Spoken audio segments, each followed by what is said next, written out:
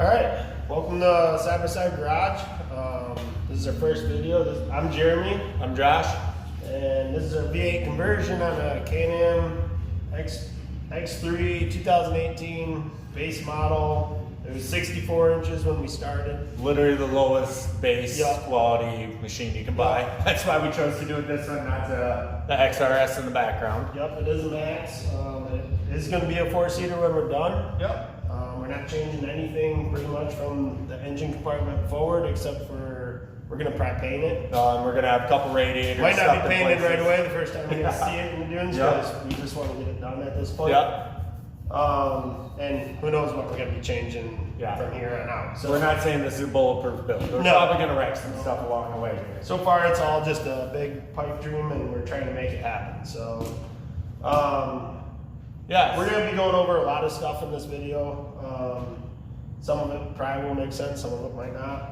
It doesn't make sense to us. The main questions that we keep getting is why. Why we put a V8 in the Can-Am, why we still ended up going with the belt drive system. CVT. Yep. Why did we not mount a transmission like everybody else is doing? And we'll explain all that as we go. So we'll start out with talking about the CVT system. That's a big question. That's probably the biggest question, is why would we do this? Yep. The main reason why we did this is because we still wanted to stock appearing when we're done. The only way to do that without having to extend the cage further backwards, in the back of the motor here, we can easily make this 4 foot longer if we want. Everybody knows it can. You can bend pipe, you can make that. But we didn't want that look. We wanted to make sure that when we're done, it's literally stock appearing like the one in the background there. So we chose to go with CVT system. After talking to STM, when we first came up with this little pipe dream, they were more than confident that we could put this much power to it and, not necessarily get the long life belt like of a stock X3, but we can definitely make some good passes without having to worry about the belt blowing part. So this is a Rage 6 clutch, 6-arm, fully adjusted for our motor. Basically, the motor that we have is made to rev up to 9,000 RPMs. We used to do it probably 8,000, 8,500 for, I don't know, what's the longest race, 250 laps we did? Yep. It's actually an old race car motor, it's a cup car motor. Yep, cup car motor, 750 horse. Our power range is about 4,500 to 8,000 RPMs. It's made to go the distance. This motor is a motor that likes to breathe. We actually had to use 2-inch primaries on it for the headers. So, another question that we're getting is our transmission. Because this motor is a dry sump motor. Dry sump actually creates more horsepower. That's one of the main reasons you do it. It creates 14 more horse just because of the suction it creates in the fan. One of the main reasons that we had to move the transmission over is to offset the motor. Otherwise it would be hanging off to the right side a lot. Okay. We're not professionals at the camera, by the way. We're actually really uncomfortable being in front of the camera, so you probably should know that. This is our first video ever. First video I've ever posted, like with me actually in it. So give us a break on that part. So what you got is with the dry sump motor, a lot of this sticks out a little bit further. You got your oil pump, your water pump, but it's all cog belt system. So when we came up with this idea, I should say, we had to offset the motor a little bit more towards the center here. As you can see, we tried to align it to the center so that way we didn't get rear weight on it. So we took transmission, moved it over 5 inches. One of the big questions that we get is how did we compensate for that? Because obviously your trailing arms and everything are at different angles than your axles. So we worked with Turner. As you can see there, Turner Nitro Mega axles. They're the best axles they build right now. They custom built these for us. They got a lot of slip in them. I think we ended up with like 3/4 of an inch of slip from top all the way to bottom. I would show you, but our sway bar is somewhat hanging right now. So they worked with us. We gave them the measurements. It turned out to be amazing. All the way to collapse position, all the way to extended. I think it's less than 3/4 of an inch. Yep. Which is basically stock Can-Am stuff. Also talking to Turner, extremely intelligent people over there, and I'm not talking like just one guy. I'm talking basically anybody from Turner you get a hold of. They're all pretty intelligent. And we are not sponsored by them or nothing like that. We're Nope. just telling you what great people that they've been so far. We're not. We have no sponsors in this deal, so but we are always looking. So yeah, Turner basically helped us with the transmission, told us where we're going to be splitting apart. After we split it apart, there's a bunch of gears in there that are pressed on. So we have to actually stitch weld a couple of those gears because they actually come right off the shaft. It won't only do it with horsepower. They actually talked to us a little bit about guys like up in the mountains. So I know not all you guys are from Michigan, thank God, because it's not that great here. So just doing stuff like up mountains and stuff like that, when you're pulling up a trailer or something like that, you can actually have these gears spin off. So they'd be good guys to talk to about that. Very simple stuff. It's not hard to pull these trannies apart. It looks like a lot, but really it's just a small puzzle. It's not that big of a deal. So they didn't only do that, but they also talked to us about the shift fork. The shift fork will bend with enough pressure. So yeah, that's kind of where we're going with that. Okay, let's talk about some of the fab work. Jeremy will be going over a lot of that. He's got a little bit bigger brain when it comes to fabbing. He actually made up all those headers right there. Don't look at the welds; those will be covered up with wrap. We're not professionals by any means. We can grab some stuff and make it happen. But go ahead, Jer. Well, first of all, I guess the main thing is we had to get the motor to be centered in the chassis. In doing that, we wanted to take off the old engine cradle because it was very, very chintzy. So what we did is cut off the back, and we ended up building a whole new jig set up on the bench here. Which we'll show you guys in a couple of pictures. I'm sure you guys have actually seen it, but we'll post it on the site. And then, yeah, we pretty much welded in a new bar here so that this is a lot thicker, a lot stronger. We had to build a 5-inch drop because someday we actually might end up putting a blower on this if things hold together. Yep. If they don't hold together, we're not going to put it. Yeah, so that should put it about to 1,100 horse. Yep. So yeah, we built the whole new cradle here. We're still not 100% done with the stuff. We might add bars here and there or whatever. Yeah, then we had to come up with a header system. The headers were a pain in the butt to build. I will be honest, because we had no idea how to do a sideways motor and have them come out this way. So this is kind of the concept we ended up coming out with. We ended up with 2-inch primaries. That's what ended up to cover the ports on the heads. We actually bought some mufflers. The mufflers were not at all going to work, so we ended up making our own little baffle system inside. You look. You can kind of see what we welded in there. We're not done with that neither because we're still going to have to add augers. Augers are like a spiral, you know what auger is. Anyway, it's going to quiet it down quite a bit more because we know this is going to be way too loud because we have a decibel reading we have to pass when we go up to the Silver Lake and stuff.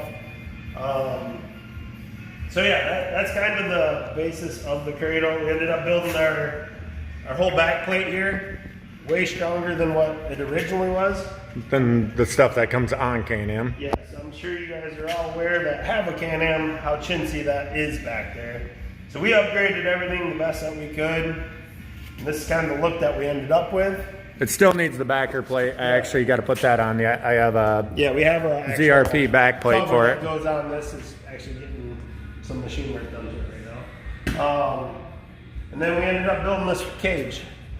Before you get into that, Jared, why don't you explain how we build stuff here at Side by Side Garage? Yes. I know you guys think because these are really beautiful bends that we got some hydraulic bender, but we don't. All right, this is our JD2 squared bender right here. Everything is hand done and a lot of it is eyeball done. We use a couple little very chintzy tools like squares and a little adjustable angle deal. Don't forget the thumb. And a lot of, yeah, it looks pretty straight. We also have a radius bender, which is how we got the top of the cage to be radius like that. Yeah. That's just a cheapy Harbor Freight type deal, and it actually worked quite well. It's the first time we ever used one. It didn't go quick. It was not quick. It ended up, first bar we did in about an hour, the second one took us probably 3 hours to get the angles back straight. Not fun. Anyway, we got a TIG welder. MIG welder, and we actually have a borrowed plasma cutter. From Dad. That's our jack system. That's our lift. It's very high tech. That's a Harbor Freight deal too. Very quick, good quality. Then we got our nice bandsaw. It's a portable one, which not many people have. Just show them our tubing Obviously, notcher. that's not a bandsaw. I know, you don't have to comment on that. This is our tubing notcher. It's adjustable speed and pressure. Yeah, it's an all-star one. It's just cheapy, but it works good enough for how much we've been tubing.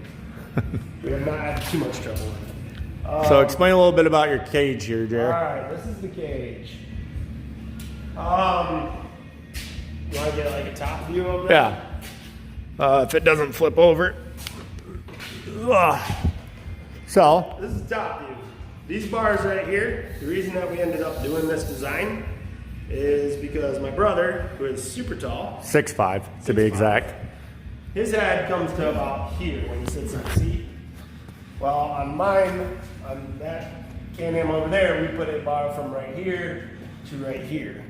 And his head can hit that when he has a helmet on. We did not want that. Which I'll be honest, I need a helmet. For multiple reasons. So anyway, we built these bars around so that he does not have the banging of his head. And I'm sure a lot of people will pick this cage apart, like, oh, it's not perfect. Yeah. We just came up with a design, and that's how we do it. We put the radius bend in the whole thing, and we think it looks really good. We gotta still tie in the back. We're gonna have another, where this piece actually will tie into here, but it needs to bolt all together. So we just left it long for right now. Well, you might as well start talking about what it's going to look like. Yep. Well, you be on camera. All right. Let's go over how it looks. What we're going to do at the back end of this, it's going to appear just like this one. Literally the exact same look. Fenders, we're going to use stock fenders. We are not going to use the stock tail because we think that it kind of looks like an old blading machine with one of those. So we actually took the back end. If you look, where a stock Can-Am goes is actually about right in here. So we took the back end and actually widened it. I don't know if it was like 3 inches aside or something like that. So yeah, we built this whole thing on the back. We used to do a lot of race car fabbing, so tin work is not really far beyond us. Put a wing on it, not really for a reason, but it did look good. That's kind of why. It adds a lot of down pressure. You know how hard it is to keep our back ends down on these. So. And this thing's doing like 80. It's pinned to the ground. Barely making it. So this one's actually broke right now. Yep, this machine's broke. Yep, secondary rollers went out in it, so we got some new ones coming. We're actually probably gonna be buying those. And to be honest, we took some of it apart to figure out belt alignment for that machine. Yep, that's true too. We built the cage on this one. Like I said, tin works us. I had to build a cage after one of Jeremy's kids rolled it out in the field there. She did an amazing job though. Yep. So, yeah, basically we kind of came up with this. Like I said, what we do is normally just go on Google. We talk about, we look at whatever things that we think look cool, and then we kind of put them all into one idea. So. And this is the cage that we ended up with. Yeah, See, this is the bar right here. that we were talking about. Yeah, this is the one that actually I hit my head on all the time. So Works great for me, not so much for him. You're right. Yep. So. And then we ended up, on this one, we ended up having to chop the original windshield, which it's not really original. I bought it, but yeah, we ended up having to. Sorry, I got my wife sneaking in here. Yeah, we had to pretty much cut the whole top of this off to make it fit to the cage that she's screwing me up. Yeah. Shield and everything to them. Yeah, the windshield's something that we had actually bolted on the stock cage. It actually was off for whatever reason when they rolled it. I had my brother's window on. Yeah. So it worked out good. But I ended up taking my stock, or not stock one, but this is something that I had previously bought. It used to bend around for the stock cage. We ended up having just pretty much easy fix, chop off top of it, and then just kind of resealed it, done deal. Ended up working out great, threw some wipers on it, and that's what we've been using the whole time. So. Yep, pretty good machine otherwise. This one doesn't give us much trouble. Not as much as this one has. No. So, hold on one second here. Set her back up.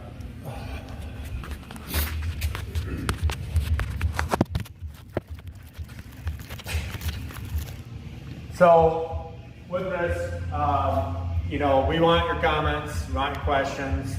If you have stuff that you feel is a better idea than what we're coming up with, we'd love to hear that too, because we know that We're not we're going to change everything. yeah, I know, but we know that our ideas aren't always perfect. Like I said, we No. are sticking with the CVT no matter what. Yep. No, it might Whether not- it holds, whether it doesn't, we don't care. We're going to figure something out to Yeah, make it. and talking to STM, I'm pretty confident that they're going to make this work. So, yeah, like I said, comments, questions, concerns, anything you guys got, we'd be more than happy to hear it. There'll be a lot of follow-up videos as we keep going, but Yeah, we just wanted to explain where we're at and why we're here. Yeah, and So, sorry this took so long for us to get a video on. We didn't really notice that there was this much interest in it until I posted a couple pictures on Facebook, and it turned out that it kind of blew up. yeah, kind of becoming quite the big deal. So yeah, like I said, from here on out, we'll be posting videos and pictures.